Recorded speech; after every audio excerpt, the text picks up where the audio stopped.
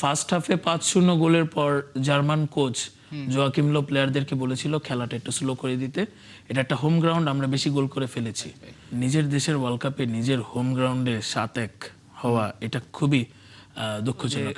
মারাকানার স্টেডিয়ামে ব্রাজিলের মাঠে 7-1-এর যে ইতিহাস, এটা খুবই তাদের জন্য একটা ট্র্যাজেডিক এবং এর জন্য অনেক অনেক জার্মান ফ্যানের দুর্ঘটনা বলছে।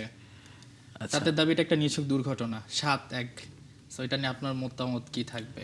নিজের দেশের ওয়ার্ল্ড কাপে নিজের হোম গ্রাউন্ডে 7-1 হওয়া এটা খুবই দুঃখজনক একটা ব্যাপার। আপনি একটা জিনিস চিন্তা করবেন, ফার্স্ট হাফে 5-0 গোলের পর জার্মান কোচ জোয়াকিম লো প্লেয়ারদেরকে বলেছিল খেলাটা একটু স্লো করে দিতে। এটা একটা হোম গ্রাউন্ড, আমরা বেশি গোল করে ফেলেছি।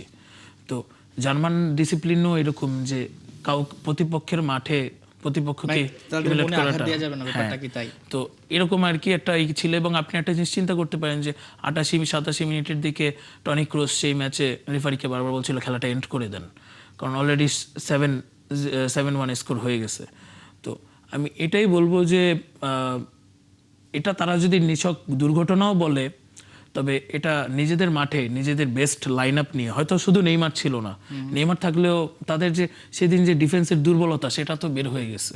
তো এই কারণেই তো তারা 7 গোল খেয়েছিল।